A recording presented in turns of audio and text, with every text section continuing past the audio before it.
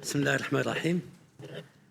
Je voulais d'abord vous souhaiter la bienvenue et surtout à ces soldats qui ont, malgré les circonstances, accepté de participer à ce point de presse. C'est une journée mémorable où on va recevoir notre équipe qui nous a fait honneur au Qatar et qui véritablement non seulement a porté haut le drapeau marocain, mais a porté haut également le drapeau arabe et pourquoi pas musulman. Et donc, j'espère que cette façon de procéder au niveau du football, de l'équipe, de ses joueurs, de ses dirigeants, va devoir inspirer une meilleure manière de conduire les choses et de les faire parvenir là aussi à bon port. Bien. Alors, si vous le voulez bien, je vais vous faire parcourir avec vous les éléments qui ont constitué la réunion du Conseil de ce matin, ainsi que la décision qui a été prise par le Conseil. Et puis, comme d'habitude, on va ouvrir le champ aux questions qui vous préoccupent et autant que ce peut, si je peux y répondre. Bien. Alors, donc, dans sa réunion d'aujourd'hui, le Conseil a analysé l'évolution récente de la conjoncture économique internationale, a relevé 1. Qu'elle reste marquée par l'enlisement du conflit en Ukraine, la fragmentation géopolitique et économique et les séquelles de la pandémie. Malgré des signes de son atténuation dans certains pays, l'inflation demeure globalement très élevée, ce qui amène les banques centrales à poursuivre le resserrement monétaire largement synchronisé.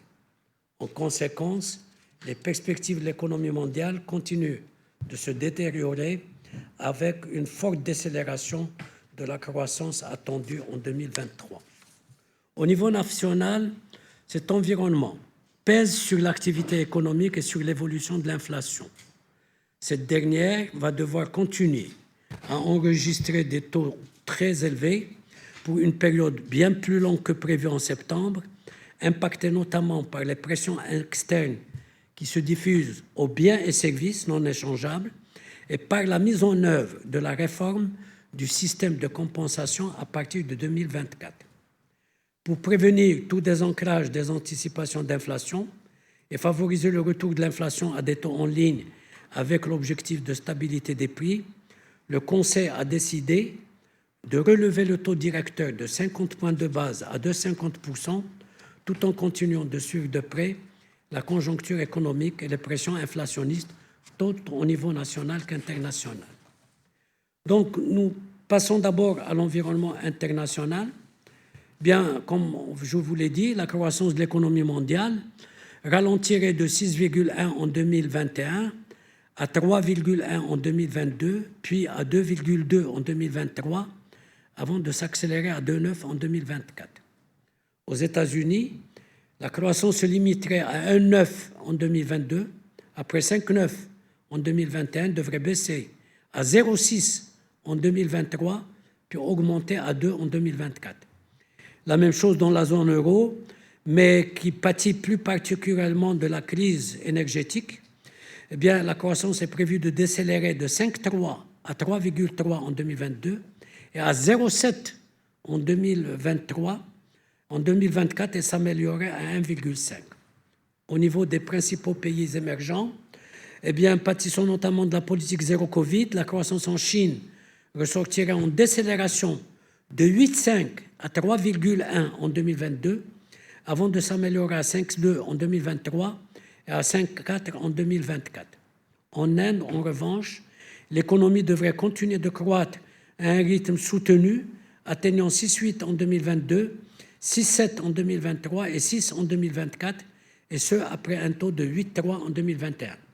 S'agissant de la Russie, son économie continue de subir les effets de la guerre et des sanctions et devrait connaître une récession, mais d'une ampleur moins qu'anticipée au début du conflit. Ainsi, son PIB se contracterait de 2,9 en 2022, puis de 2,6 en 2023, avant de progresser de 3,3 en 2024. Sur le marché du travail, eh bien, la situation est toujours favorable dont les principaux avancés. Le taux de chômage devrait baisser en 2022 avant de s'inscrire en hausse à partir de 2023. Aux États-Unis, il diminuerait de 5,4 en 2021 à 3,7 en 2022, puis augmenterait à 4,4 en 2023 et 5,3 en 2024.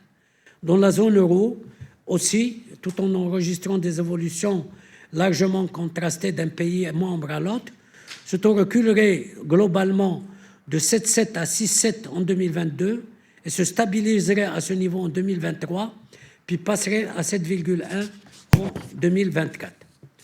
Nous avons l'habitude de nous arrêter aussi en ce qui concerne le cours des matières premières, qui reste à des niveaux élevés. Bien, les prix des produits énergétiques poursuivraient à moyen terme le repli enregistré ces derniers mois, tout en continuant d'évoluer à des niveaux élevés.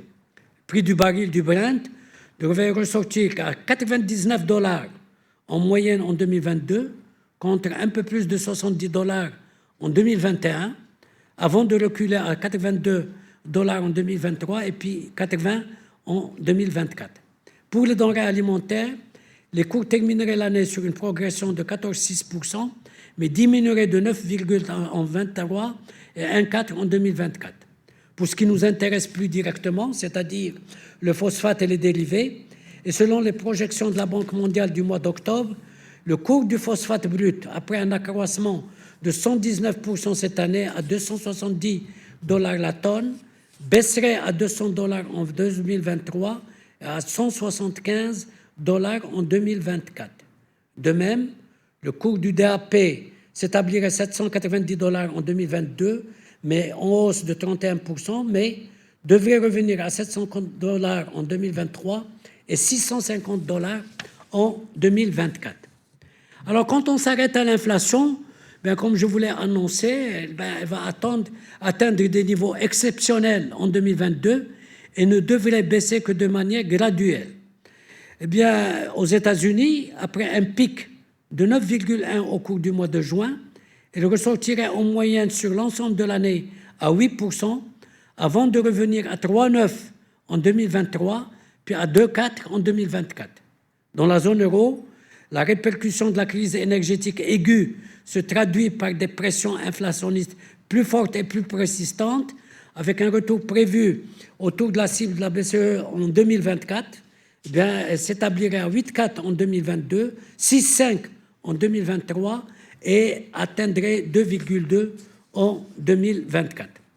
Tout ça a amené encore les banques centrales, notamment la Fed et la BCE, à relever encore le taux de base, les taux fédéraux, le taux des fonds fédéraux pour la Fed, entre 4,25 et 4,50, c'est-à-dire 50 points de base, et la BCE également, le même mois, le 15 de ce mois-ci, 50 points de base, et évidemment, je ne rentre pas dans le détail en ce qui concerne les rachats d'actifs. Alors, si nous passons au niveau national, eh bien, au niveau national, comme je l'ai indiqué, bien, le rythme soutenu en octobre est à 8,1. L'inflation a atteint 8,1 en octobre, soit le même niveau moyen qu'au troisième trimestre 2022. Cette évolution, elle recouvre une accélération de 7,5 à 7,6 de sa composante sous-jacente, une accélération de 15,8 à 16,8 du rythme d'évolution des produits alimentaires à prix volatiles et une hausse de 0,1 au lieu d'un repli de 0,3 des tarifs réglementés et une décélération de 52 à 40% des prix des carburants et lubrifiants. Donc, dans ces conditions-là, eh bien, nous avons impacté à la fois par les prix élevés des matières premières et des produits échangeables. Là aussi, eh bien, les prix non échangeables, on les voit, la diffusion et la pression se poursuit durant les derniers mois, bien qu'on léger repli en octobre.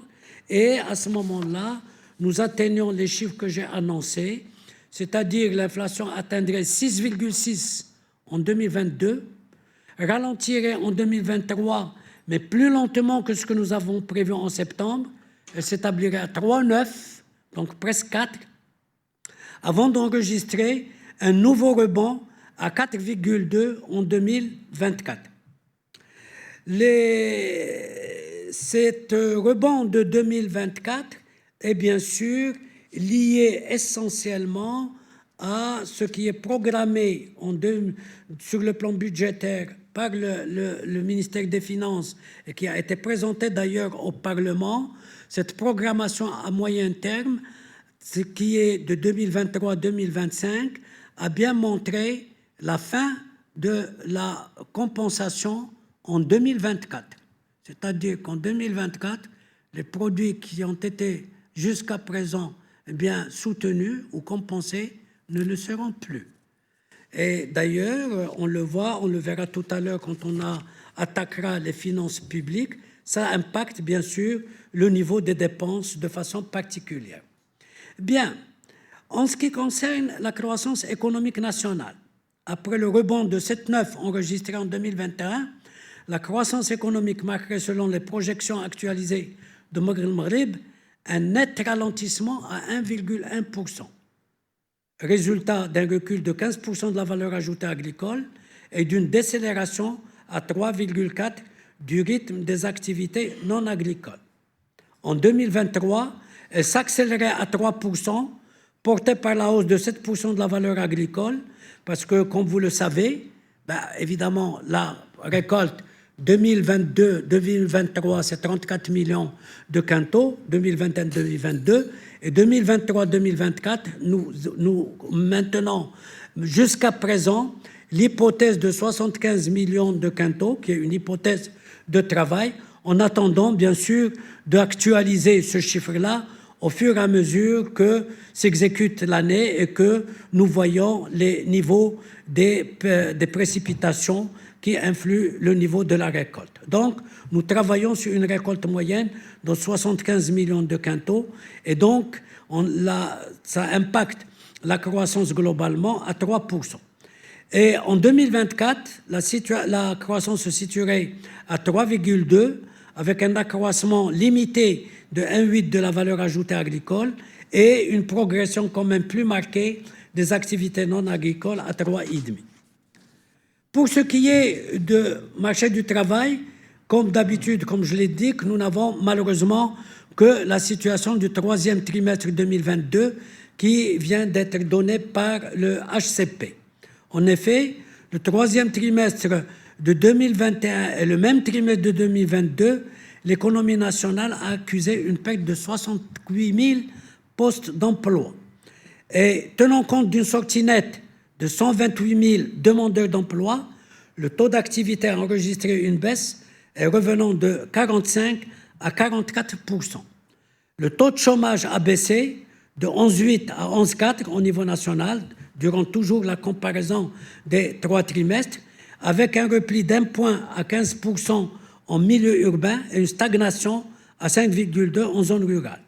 Pour les jeunes de 15 à 24 ans en particulier, ce taux a enregistré une augmentation de 0,7 points à 31,7 globalement et une diminution de 1,4 points à 43,8 dans les villes, ce qui reste quand même un pourcentage élevé. Pour ce qui est des échanges extérieurs, je ne vais pas indiquer dans le détail. Ma présentation qui va vous être distribuée vous donnera tout le détail à ce titre-là. Mais les exportations sont tirées essentiellement par les ventes du phosphate et dérivés et par celles du secteur automobile. Et nous voyons que le secteur des phosphates et dérivés terminerait l'année avec un rebond de presque 57% à 126 milliards, ce qui est quand même un chiffre fortement intéressant. Et aussi le secteur automobile qui progressait de 31% et qui va atteindre presque 110 milliards de dirhams. En ce qui concerne, après, les importations, eux aussi, vont connaître un alourdissement de 38% et qui recouvre essentiellement la facture énergétique qui augmente presque de plus de 100%. Elle arrive à 143 milliards de dirhams pour cette année, la facture énergétique, ce qui est quand même lourd. Mais il y a aussi une progression des achats de demi-produits et un rebond des approvisionnements en blé qui vont quand même atteindre 27 milliards de dirhams. Donc vous voyez que ce qui impacte les exportations, c'est essentiellement phosphate et dérivés, nous sommes à 126 milliards. L'automobile, nous sommes presque à 110 milliards. Du côté des importations, c'est essentiellement la facture énergétique, 153 milliards. Les approvisionnements en blé, qui sont quand même de 27 milliards de dirhams. Alors, les recettes voyage, c'est quand même intéressant. Nous faisons un bon record à presque 89 milliards de dirhams, après 34 milliards en 2021, et une quasi-stagnation pour nous en 2023, et peut-être une certaine amélioration en 2024, vont atteindre 94 milliards de dirhams. Donc, les voyages reprennent avec un rebond très intéressant. La même chose pour les MRE. On avait cru que l'année 2021 était déjà un record, avec 93 et quelques milliards, presque 94. Eh bien, l'année 2022 terminerait avec une hausse de presque 13% et on atteindrait presque 106 milliards de dirhams MRE pour 2022 et on resterait autour de 102 milliards en 2023 avec peut-être une légère baisse en 2024 autour de 104 milliards. Eh bien, dans ces conditions, ce qui est intéressant, c'est le déficit du compte courant.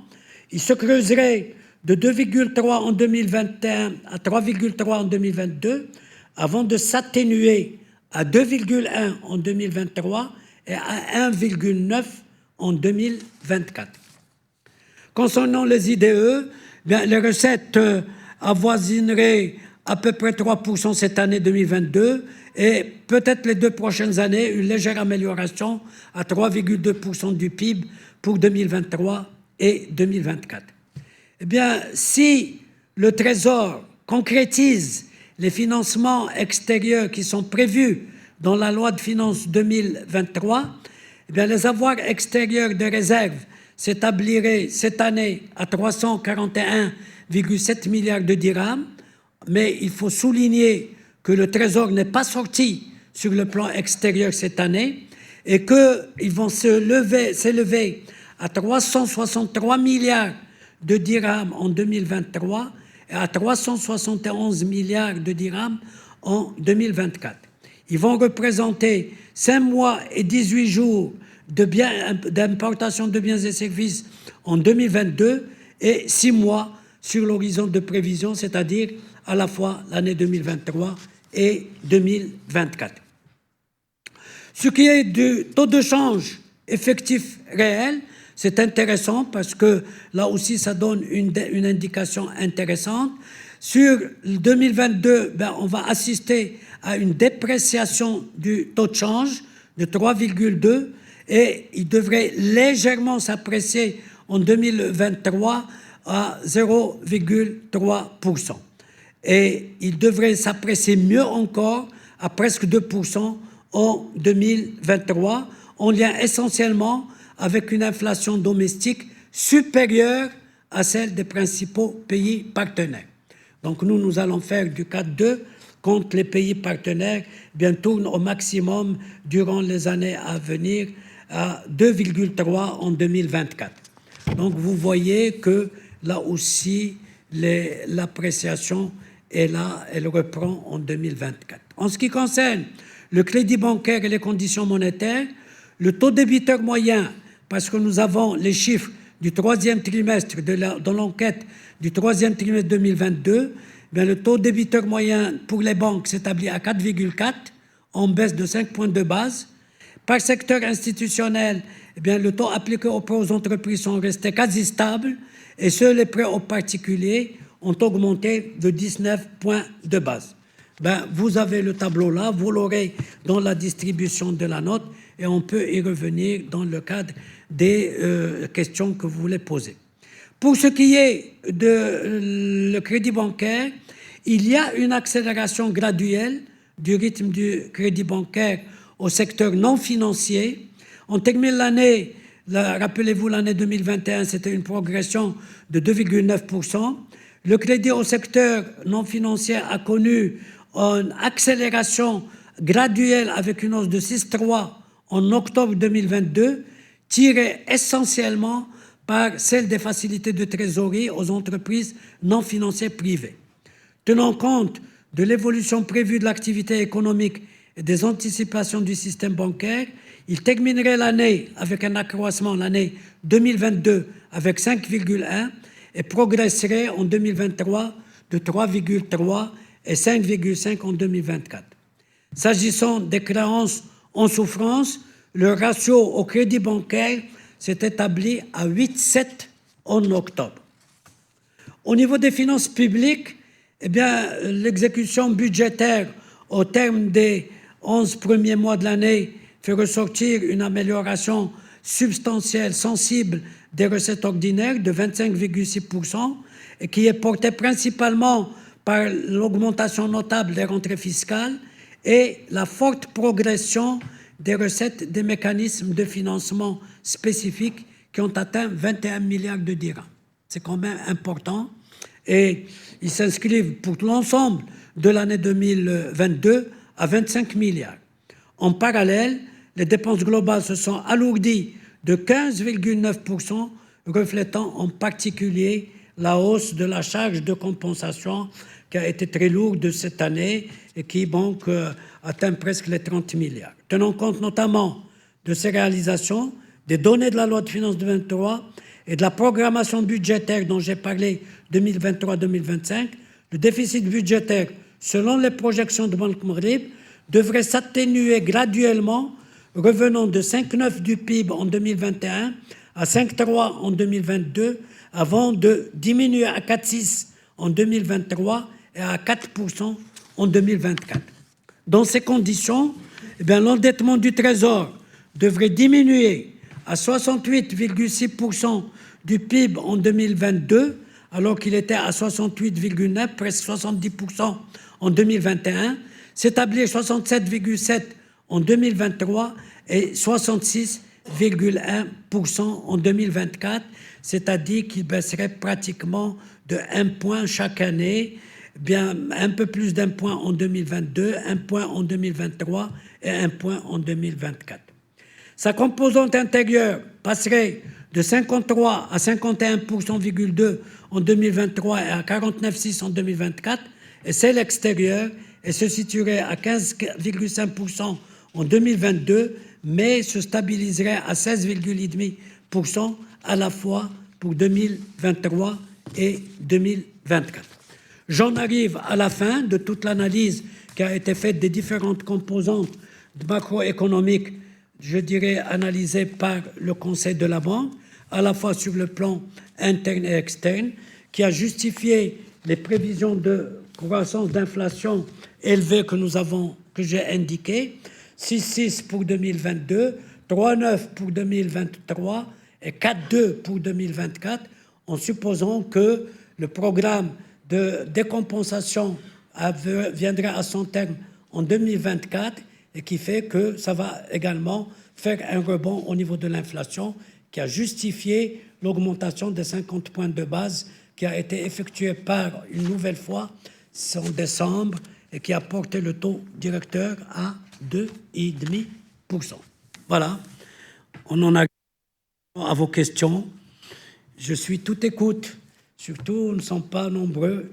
Donc, on va prendre un à droite, un à gauche, une dame à droite, une dame à gauche.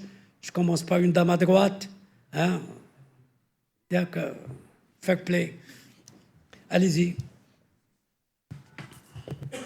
Alors, donc, bonjour Monsieur Louali, merci pour votre présentation. Je commencerai peut-être par la décision elle-même. Donc, pourquoi 50 points, pas plus, pas moins? Et est-ce que vous estimez que l'impact qu'on cherchait à travers le relèvement, le premier relèvement, est-ce qu'on l'a atteint ou pas, surtout par rapport au taux créditeur?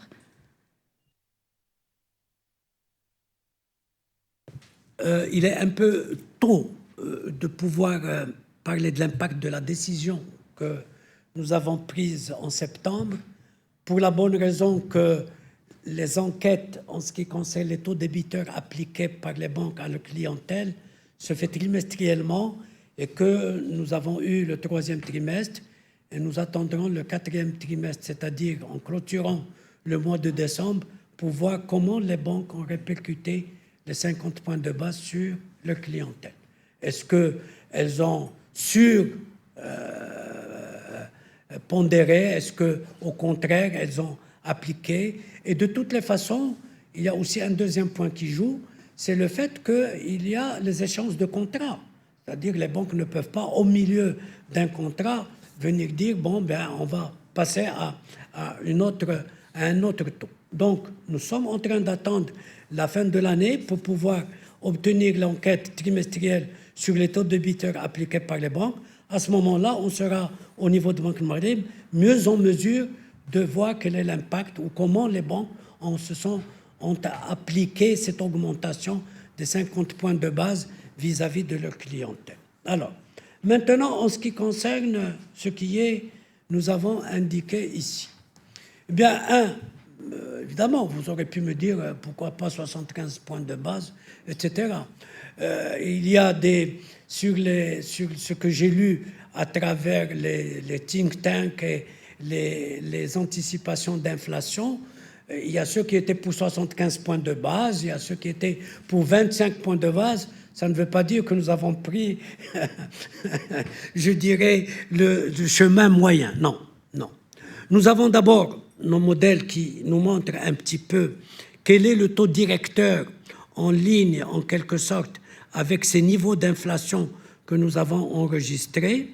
Deuxièmement, il y a le fait que l'inflation, quand même, baisse. Elle reste à des niveaux élevés, mais elle baisse. C'est-à-dire que nous passons de 6,6 en ce qui concerne l'année 2022 à 3,9. Et donc, par conséquent, là aussi, nous avons pris en compte, quoi qu'elle reste au-delà du taux que nous visons, nous, en tant que banque centrale, comme étant un taux de stabilité des prix, elle reste quand même à un niveau haut, mais elle décélère de façon sensible par rapport au niveau des 6,6 que nous allons devoir enregistrer en 2022. Maintenant, je pense que déjà en cumulant celle de septembre et celle de décembre, nous arrivons quand même à 100 points de base. Donc, par conséquent, c'est quand même significatif. Donc, par conséquent, là aussi, il faut prendre en compte ce qui a été fait en septembre. Il ne faut pas venir d'une façon isolée et dire « Ah oui, 50 points de base ». Nous avons analysé un petit peu tout ce qui devrait se faire en prenant en compte ce que nous avons décidé en septembre, ce que nous avons décidé en décembre, qui fait que le cumul est quand même de 100 points de base, et 100 points de base n'est pas négligeable dans le cadre de ce que nous voulons faire. Maintenant, nous estimons que c'est un niveau qui, sur le plan, va permettre de mieux ancrer les anticipations d'inflation. Nous estimons à ce moment-là, on verra comment les choses vont devoir se comporter horizon 2024, parce que là, on va supprimer les compensations et là aussi, 2024, on voit qu'au niveau de la compensation, 2024, la compensation va se situer à 8 milliards de dirhams, c'est vraiment les queues, etc. Et 2025, pratiquement, il n'y a plus rien, quoi. Il y aura au titre de la compensation 200 millions de dirhams. Donc on verra là, tous les trimestres, c'est pour cela que je dis, nous suivons de très près les évolutions que nous avons faites. Est-ce que là aussi, eh bien, octobre qui a décéléré, est-ce que le pic est derrière nous? Est-ce qu'il n'est pas encore derrière nous? On verra un petit peu comment les choses vont devoir se comporter, à la fois pour les mois de novembre, décembre, mais également pour les premiers mois de l'année 2023, de façon à bien nous situer par rapport au pic d'inflation. Est-ce que là aussi, on analysera là aussi de façon approfondie, comme ce que nous avons fait en septembre et que ce que nous avons fait maintenant en décembre, c'est-à-dire sur les biens échangeables, quels sont le pourcentage des biens non échangeables où ça se diffuse, à quel niveau d'augmentation ça se situe? Est-ce que c'est plus de 2%? Quel pourcentage? Parce que nous avons vu que la dernière fois, c'était les 2/3 qui ont augmenté. On reste autour de ce pourcentage. Maintenant, c'est encore 64% de biens et services non échangeables qui sont impactés par l'augmentation. Tout ça est une analyse approfondie sur laquelle nous devons aller pour pouvoir bien voir est-ce que nous allons continuer ce mouvement ou au contraire, ce que nous avons fait en septembre et décembre est suffisant pour bien ancrer les anticipations d'inflation. Bien, gauche. Oui. يوسف الخضر إكسبريس. السيد الولي بخصوص صندوق النقد الدولي، واش كاين شي جديد بخصوص المفاوضات بالنظر الى ان الاجتماع المقبل غيكون الشهر المقبل في يناير مع مجموعه العمل الدولي؟ واش هذه الخطوه هذه تكون حاسمه ان يتم التوصل لاتفاق؟ واش كاين شي رقم مثلا عبر عليه المغرب بخصوص هذا القرض هذا؟ سؤال اخر بخصوص اسمح لي لان دويت على جوج الاشياء. انا حسبني الكافي تدوي على الكافي. اي من بعد الاجتماع اللي غيكون في جونفي، واش زعما هذا الاجتماع حاسم اننا نوصلوا لشي اتفاق مع مزيان. بخصوص سعر صرف الدرهم، واش كتشوفوا ان شي خطوه تكون مقبله في 2023 بناء على تقييم تحرك سعر الدرهم في هذه السنه الماضيه، الى جانب رفع سعر الفائده ودعم الحكومه لبعض القطاعات المتضرره؟ شنو المطلوب في نظركم لمواجهه التضخم بشكل اكبر؟ شنو المطلوب اكثر بالاضافه الى رفع سعر الفائده ودعم الحكومه لبعض القطاعات؟ شنو المطلوب، شنو خاص يدار اكثر باش نواجهوا التضخم؟ لا شوف نقول لك اولا نطرقوا الاسئله اللي تتم الكافي او المفاوضه مع المنظمات الدوليه. الكافي الزياره ديال الوفد غادي تكون في بدايه السنه المقبله ان شاء الله، تيقولوا 16 23 يناير. الزياره ديالهم مبدئيا على انه المغرب طبق التوصيات ديال الكافي، ولكن هما غادي يجيو باش يشوفوا واش تطبيق حقيقي افكتيف، واش تطبيق حقيقي، وغادي يكون عندهم اتصالات مع القطاعات الاساسيه اللي كانت مستهدفه في الاطار ديال التوصيات ديالهم. اذا هادو كله غادي يتقام به. نتمناو على الله على انه هذه النقطه ماشي تكون مورانا بدايه السنه المقبله، لان هادو غادي يرفعوا التقرير ديالهم الاجتماع ديال الكافي اللي غادي يكون في فبراير في باريس ديال 2023، والاجتماع العام الجمع العام هو اللي غادي يقرر، اللي غادي ياخذ القرار النهائي. اذا غادي يجيو بدايه السنه 16 23 يناير، غادي يزيدوا حقوا مع القطاعات ومع المسؤولين المغاربه، غادي يرفعوا التقرير ديالهم الجمع العام ديال الكافي في فبراير، وهذا الجمع العام ديال الكافي هو اللي غادي يقرر الخروج النهائي للمغرب من الرماديه من اللائحه الرماديه ديال الكافي. هذا غادي يرفع الشرط ديال المناقشه على لا فاسيليتي مودولابل مع صندوق النقد الدولي. إن كنت قلت لكم في شو تنبير انه كنا تنذكروا معاهم، فتحنا المجال، وكانت هنا او تيتر دو لارتيكل 4 فيما يخص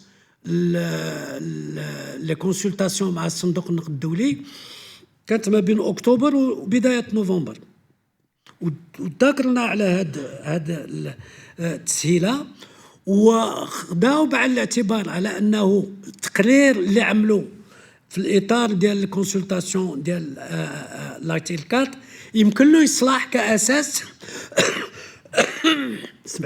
اسمع لي يمكن له يصلح كاساس ديال المناقشه ديال هاد التسهيله.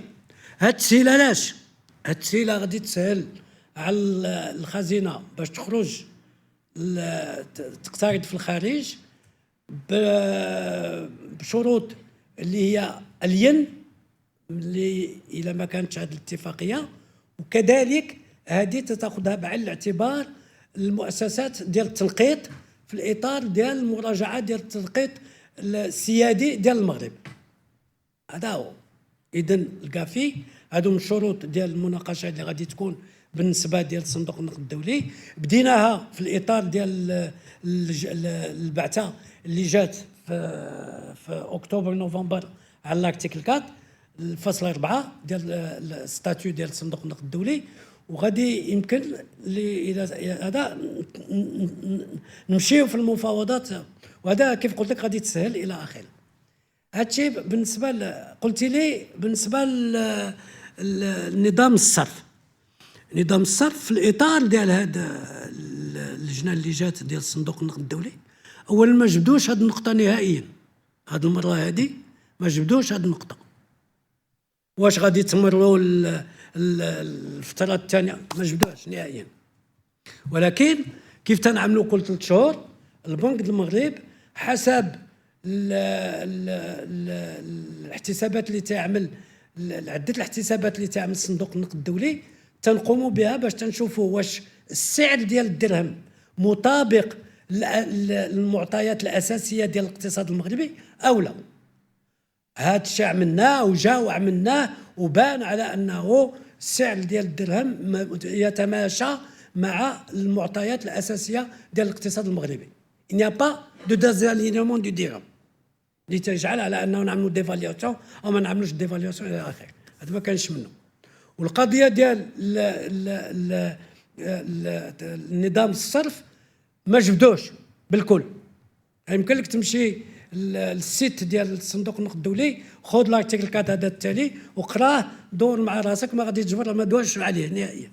وانا اكدت لهم، قلت لهم هذه القضيه نساوها لما ما يمكنناش نقيسوا في هذا الشيء في الازمه، حتى تمر الازمه ونفدوا ونقدوا. ذاك الساعات حنا اهل مكة ادرى بشعابها فوقاش يمكننا نمروا ما نمروش الى اخره.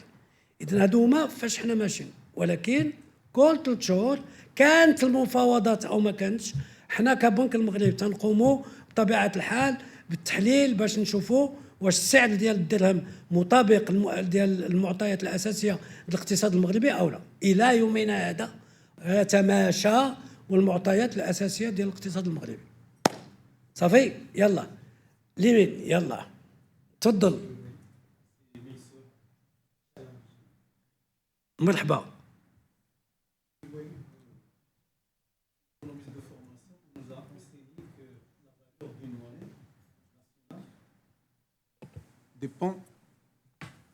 dépend de la balance des paiements, de la balance commerciale.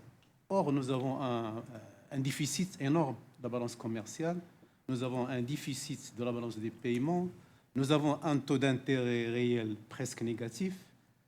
Et donc, qu'est-ce qui fait la force du dirham par rapport à nos voisins, l'Algérie, l'Égypte, la Tunisie, la Turquie, qui ont vu leur monnaie, la valeur de leur monnaie s'effondrer? Et le dirham est presque en bonne santé. Et ça nous protège en tant que consommateurs épargnants. Bien sûr que ça vous protège. Bien sûr. Non, il faut bien prendre une chose. Il faut bien comprendre une chose. La valeur d'une monnaie n'est pas que le bilan commercial. C'est une donnée importante, mais pas uniquement la donnée commerciale. C'est un tout. Vous savez que les agences de notation, dans le cadre de leur analyse d'un pays et de la notation souveraine d'un pays, c'est ça ce qui est important, c'est la notation souveraine. أول ما تبدأ تقول لك الاستقرار في المغرب، la stabilité.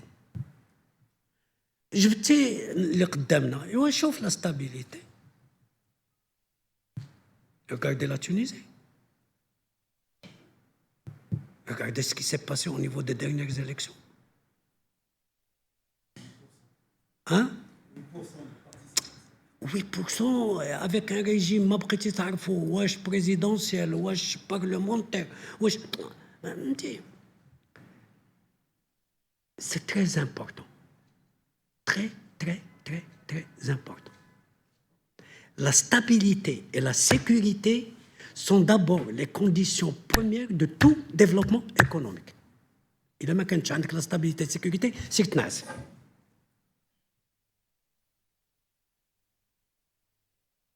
Et هادشي ماشي انا مجامله تعرفوني كي تنتكلم. تيقول هكذا لو ريجيم مونارشيك هكذا assure cette stabilité, cette sécurité, etc. Les agences de notation.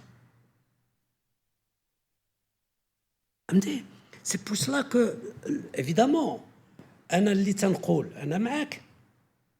ça renforce les équilibres macroéconomiques renforce la souveraineté d'un pays. Le Fonds monétaire international. La Tunisie a pu tirer? N'a pas pu tirer. Finir la souveraineté.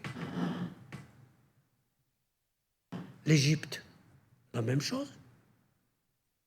ردوا ما زالت يتماطلوا بهم حتى تعمر لا كونديسيوناليتي وعاد اجي تذكر معي. La Jordanie à un certain moment.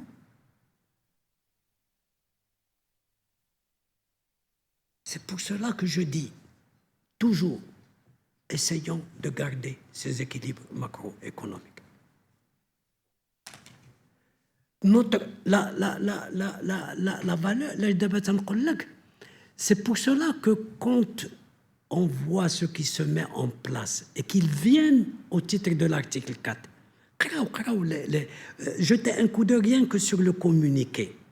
Et ça vous donne une impression comment les organisations internationales, qui ont 186 pays sous la loupe, et l'article 4, à tous les pays, y compris les États-Unis. Les États-Unis, les consultations au titre de l'article 4. Chaque membre du FMI fait les consultations au titre de l'article 4, y compris les États-Unis. Le Japon,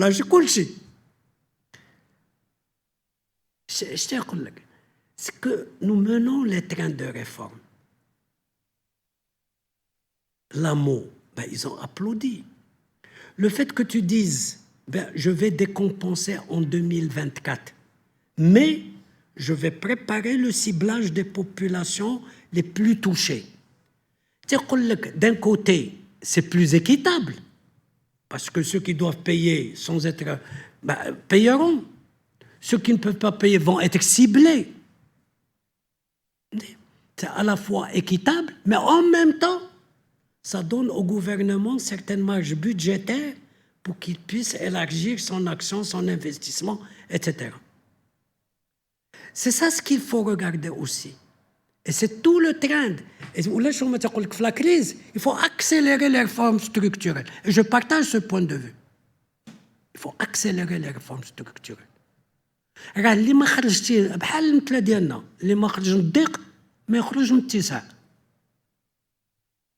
Donc ces réformes structurelles, il faut les accélérer. Cibler les populations de Mini, élargir les marges budgétaires dont vous pouvez disposer.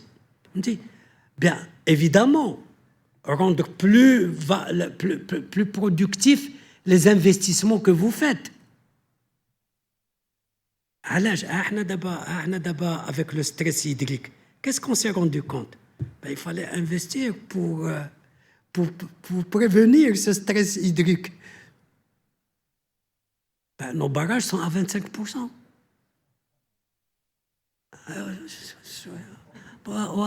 الله يسامح لك والله حتى نلعب لك 32 كاين مشكل. C'est ça ce qu'il faut.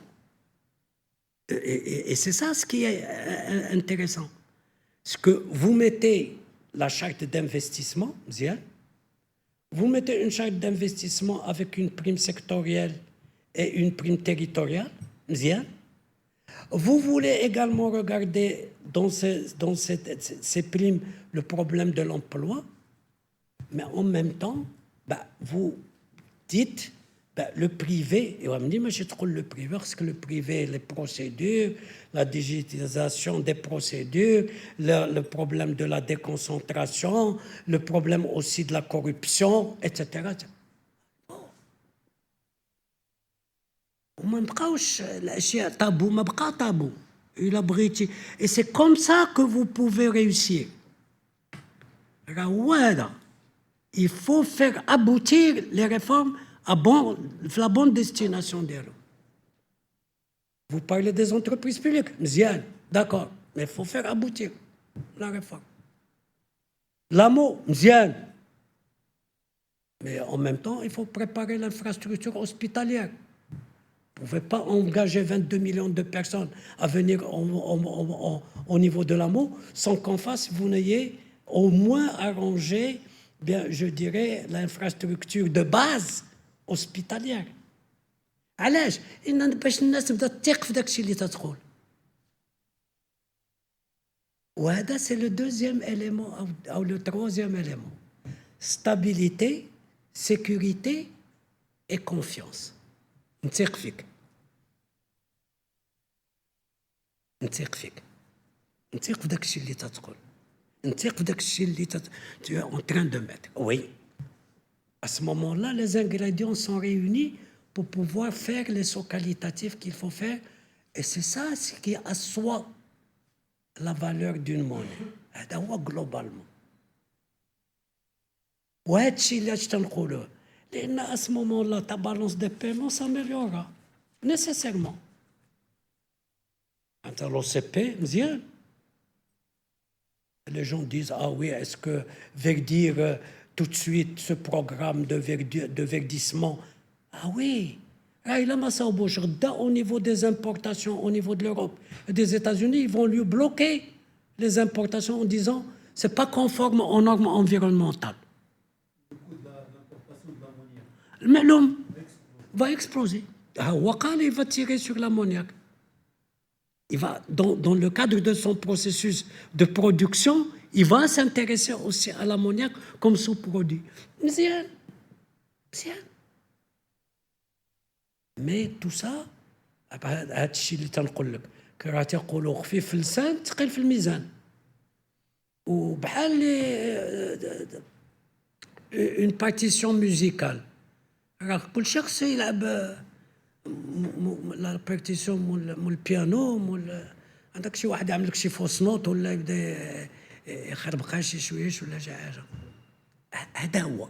Voilà la valeur d'une monnaie. Ça, c'est la valeur d'une monnaie. Et regardez des pays, l'argument. Quand vous voyez en Afrique, l'Afrique est très riche. Je reviens d'Afrique, j'ai été au 50e anniversaire et au 60e anniversaire de l'UMOA et de la BEAC.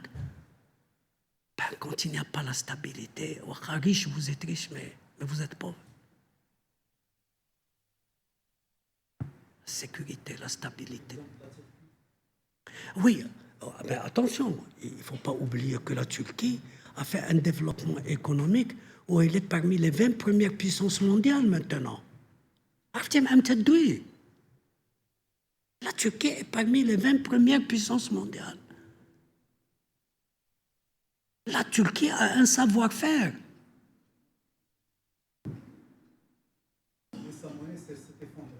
Oui, ولكن مزيان علاش s'est effondré جابك انت السيد الرئيس تدخل البوليتيك مونيتير لا هبطوا لي لي طو لا ما طلعوش لي طو لا انا بغيتها لي طو كذا كذا انت شغالك انت. Il a changé 5 gouverneurs en deux ans.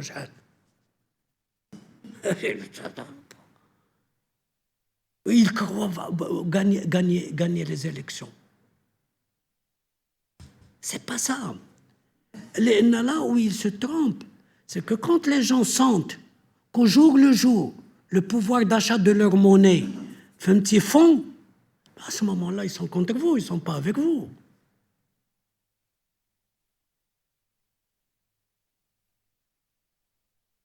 Et c'est ça ce qu'il faut. علاش قبيله قلت لك ليتنا ناخذوا الدرس ديال ليكيب unie avec quelqu'un qui lui insuffle une nouvelle façon de... C'est ça. C'est ça. Et la Turquie, que vous avez pris la Turquie a des champions. Elle a des champions même dans les infrastructures. dans l'industrie, dans le textile. Non. Puis maintenant, c'est une puissance militaire régionale. Elle est membre de l'OTAN. Non, la Turquie est une grande puissance. Un nombre de champions, ils ont des champions. Non. Et parmi les 20 premières puissances mondiales. ندوزو يلا سيدي بالحقيقة شي سيدة زدتي الدار غادي تسبق يلا. Consensus. Ahmed Jistimi de Reuters. J'ai une courte question. Est-ce que Reuters, est-ce que le relèvement du taux directeur est suffisant dans le cas du Maroc pour contrer l'inflation? Y a-t-il pas d'autres mesures que vous préconisez à part le taux directeur? Là, dans tous les pays du monde que vous voyez, les banques centrales ont deux instruments essentiels. Ils ont le taux directeur, ils ont une réserve obligatoire. Vous avez la BCE, elle travaille. Évidemment, il y a ce qui influe sur le plan de la politique monétaire et qui est lié à la politique non conventionnelle, c'est-à-dire l'achat d'actifs du public, c'est-à-dire les obligations d'État, etc. Bien, peut-être que si les besoins du Trésor se font sentir, bien, on ira sur le marché secondaire en tant que banque centrale acheter des bons du Trésor pour réguler la liquidité au niveau du marché des obligations de l'État. C'est possible. Maintenant, jusqu'à présent, le Trésor a utilisé ce dont qu'il possède lui-même. D'abord, il a utilisé la LPL. Il a utilisé 21 milliards de dirhams de LPL. Il a le marché des adjudications. Si ça ne suffit pas et si le marché ne répond pas, ben, la Banque centrale peut aller faire des achats sur le marché secondaire des obligations d'État pour fluidifier et donner les liquidités aux intermédiaires en valeur du Trésor pour pouvoir souscrire aux adjudications à venir du Trésor. Donc, mais au contraire, nous les avons fait utiliser tous les deux. Nous avons utilisé la réserve en premier à un moment donné, puis on a utilisé le taux directeur de la Banque centrale à la fois vers la baisse, il ne faut pas oublier qu'on l'a baissé régulièrement, et ensuite nous avons, depuis septembre, réaugmenté le taux directeur de la Banque centrale. Et vérifier, quand j'ai été à Washington en avril pour la réunion du printemps et qu'on a eu la réunion avec la directrice générale pour le lancement des assemblées annuelles du Fonds et de la Banque en octobre 2023 à Marrakech, ben, elle a félicité le Maroc pour sa politique monétaire et le taux qu'il a augmenté, etc. Donc, ce sont en principe les instruments qui sont utilisés par les banques centrales. Et il y a bien sûr, on entre dans ce cas-là aussi dans la politique accommodante, mais maintenant la politique accommodante est un peu oubliée. Hein.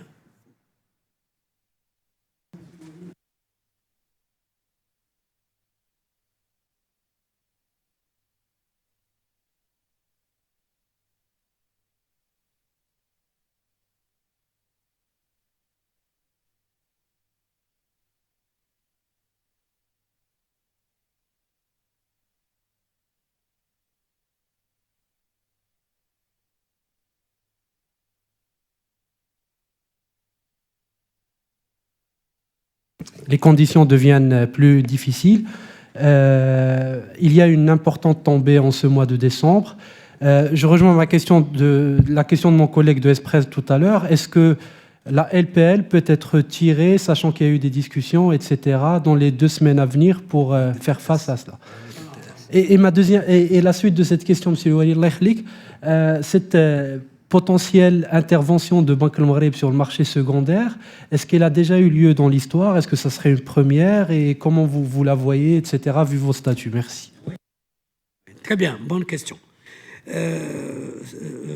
D'abord, on évacue un problème. Ce n'est pas la LPL, c'est la modulable. Et la modulable a pour caractéristique d'être sans conditionnalité, mais la LPL avait des limites. Vous ne pouvez que tirer un certain pourcentage de votre quota. la modulable est pratiquement sans limite. Évidemment, on voit un petit peu vos besoins justifiés, etc. Le timing que nous avons envisagé avec les passages et les fêtes de fin d'année, parce que les gens partent en fin d'année comme partout ailleurs, ce timing, si nous le serrons bien, si nous sortons du GAFI et si nous menons les négociations, ça sera en mars. Le dossier passerait en mars au niveau du Conseil et donc c'est la date qui, en principe, permettra au Maroc d'être éligible ou de signer avec le fonds la modulable.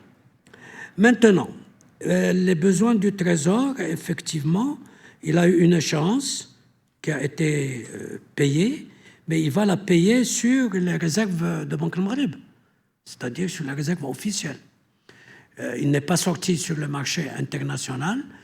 Je pense qu'il va y réfléchir pour le début de l'année si les conditions sont favorables. Ça a l'air de s'améliorer comme condition. Tout ça est à discuter avec les banques conseils et avec la due diligence qu'ils font au niveau de la petit du Conseil pour le papier Maroc, les conditions dont va être entouré cet emprunt.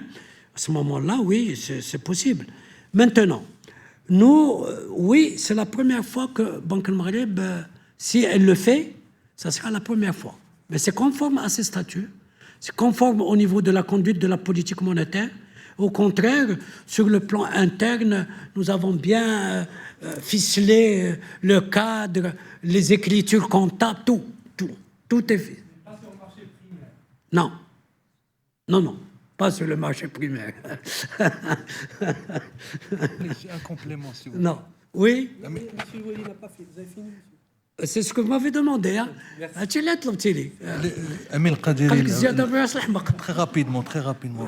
Amine Kadiri, la Vieco, quand vous dites les réserves de Banque al-Maghreb, y compris ce qui a été tiré sur les 2 milliards qui avaient été tirés sur la LPL. Ah oui. Et les DTS, sont compris dedans. Oui.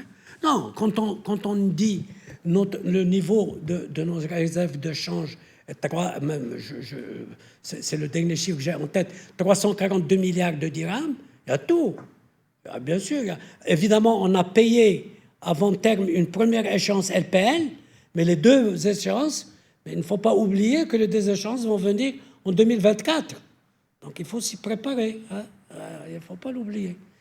Les échéances LPL vont venir en 2024. Et il faut s'y préparer. Pardon? Ah oui. Et donc, ça, ils ont utilisé mais pas le DTS.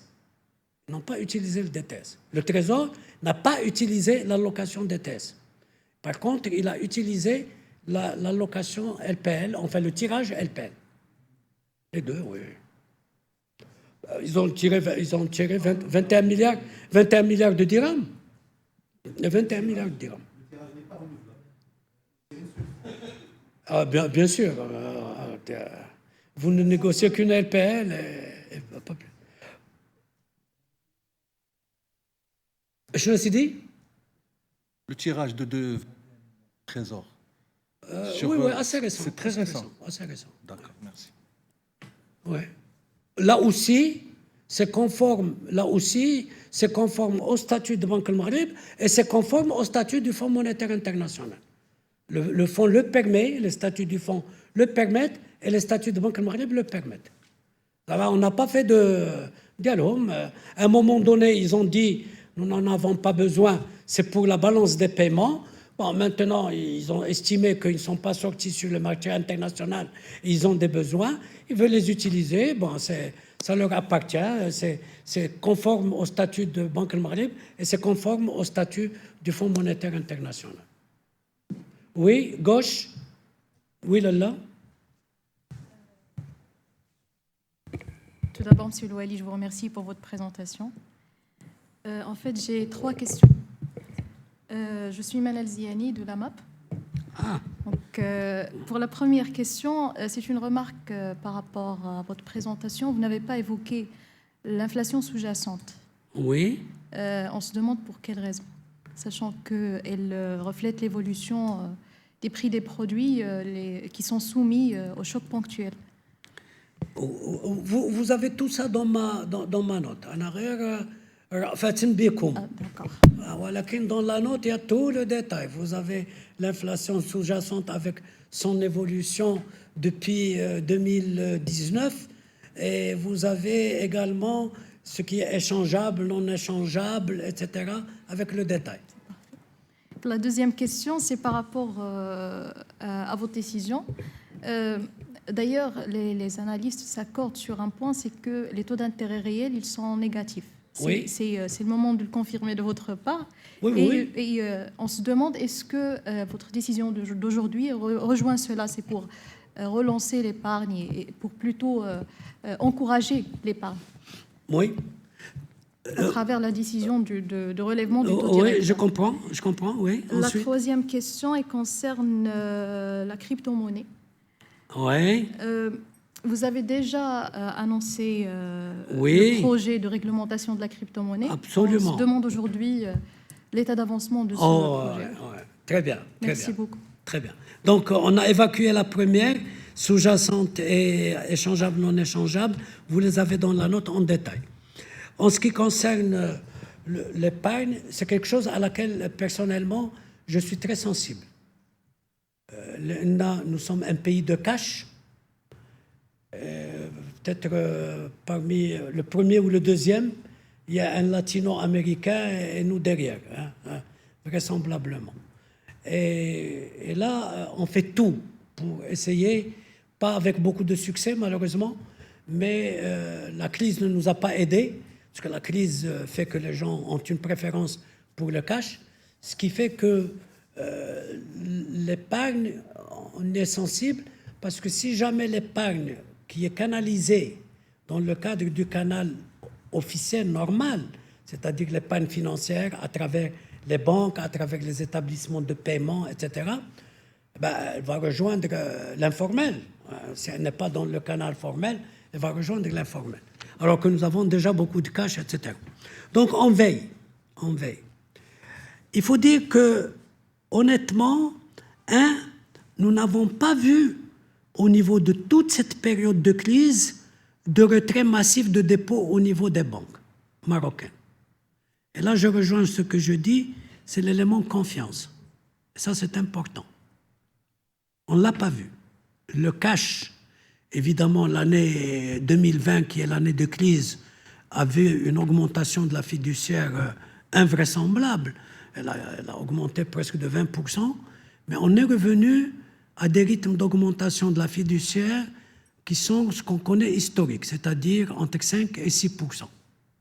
C'est-à-dire, grosso modo, la fiduciaire augmente annuellement de 20 milliards de dirhams. Voilà, à peu près. Donc, que les dépôts augmentent au niveau des banques, c'est ce qu'on constate. D'ailleurs, vous le verrez, on le dit, cette année, les dépôts augmentent entre 5 et 6%. Les dépôts à vue, ce qui est pas mal. Donc, ça augmente de 5 à 6%. Les comptes sur carnet augmentent, ils ne baissent pas. Par contre, les comptes à terme baissent. Ils maintiennent leur mouvement baissier depuis pas mal de temps. Tout ça, on le suit de près. Évidemment, avec le taux d'inflation que nous voyons, l'épargne est rémunérée négativement, bien sûr.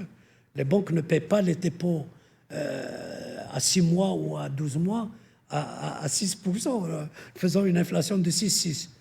Donc, si on doit rémunérer à 6,6, c'est lourd.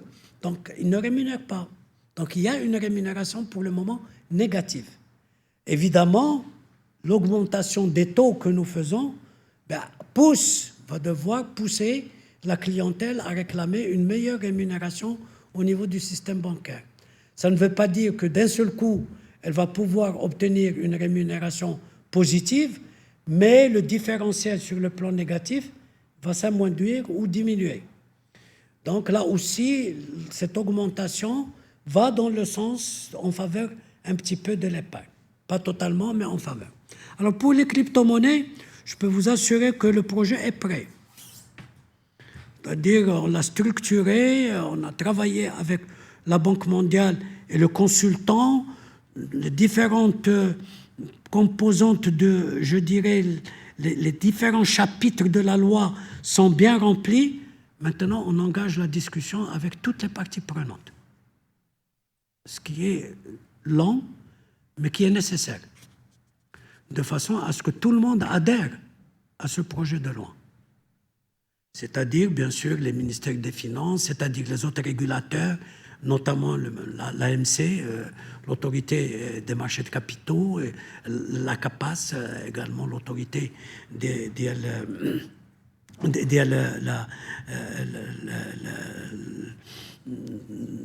l'assurance.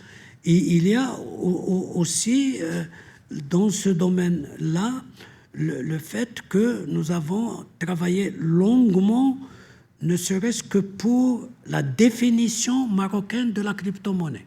Qu'est-ce qu'on met dans la définition de cette crypto-monnaie?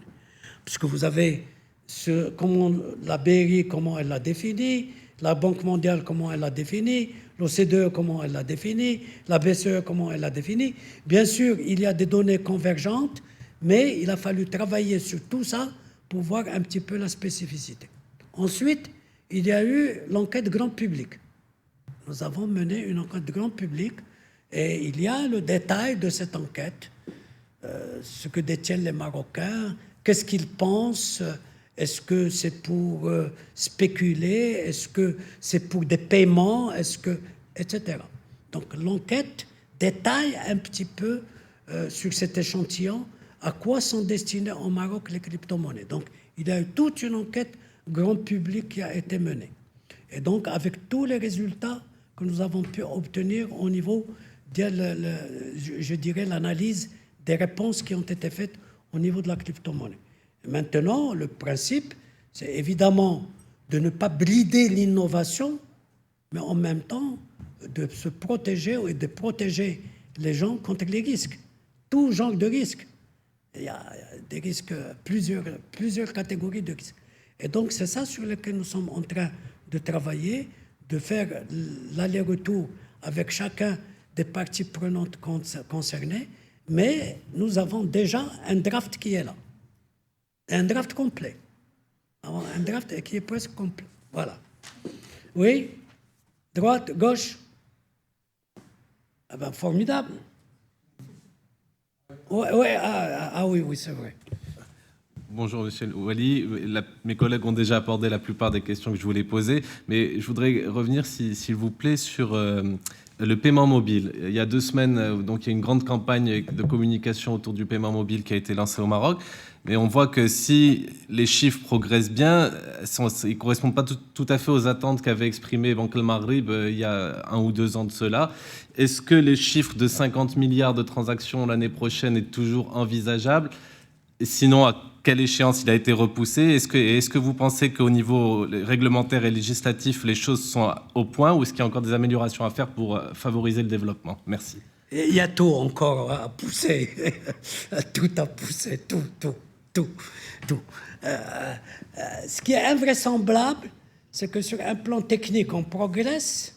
Nous avons maintenant 7,5 millions de wallets.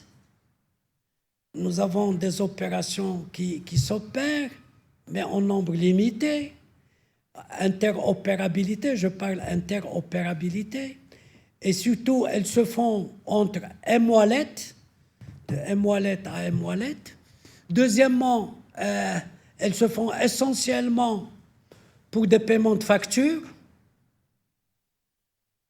Et puis, effectivement, là où nous avons fait le constat, c'est ce que vous dites, nous avons dit, on va lancer avec le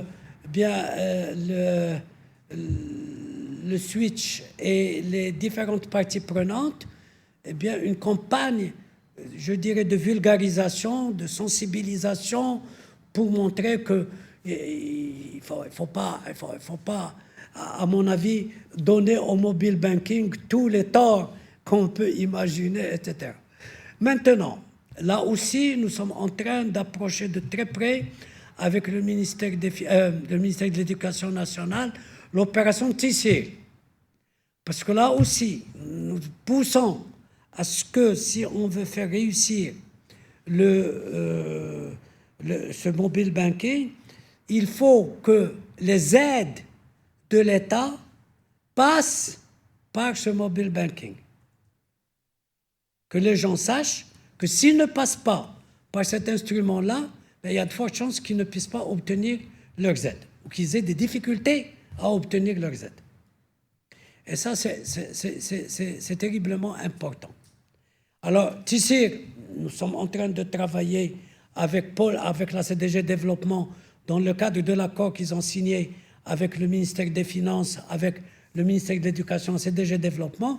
Nous sommes au milieu pour essayer un petit peu bien de canaliser tout ça pour faire avancer précisément cette utilisation. Mais ce qui serait formidable, c'est que ce qui se prépare au niveau du ciblage de la compensation, eh bien, doit se faire à travers ce mobile banking. Il faut, on essaye de pousser. Là, je قلت لك مثلا متبعين هذه الحريره هذه. Il faut qu'on y arrive. Il faut aussi que sur l'écosystème et les commerçants de proximité, on puisse obtenir encore quelques améliorations sur le plan fiscal, à la fois peut-être sur le plan de la carotte, mais également sur le plan du fait qu'on puisse les rassurer qu'ils ne seront pas dans le collimateur des contrôles fiscaux, etc. Donc c'est un peu tout ça que nous essayons de construire. Et cet écosystème mobile banking,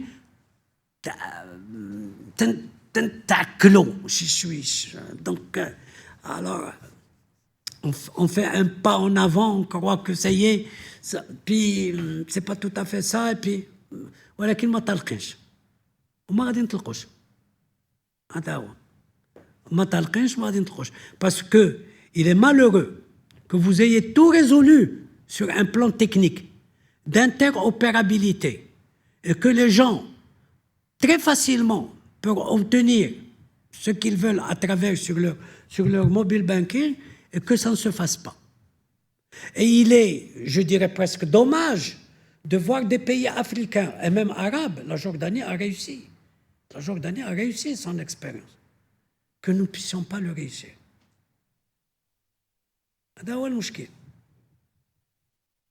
Arriver en demi-finale de la Coupe du Monde, c'est beaucoup plus lourd que de travailler avec le mobile banking. Battre tous ceux que vous avez battus, c'est plus lourd que le mobile.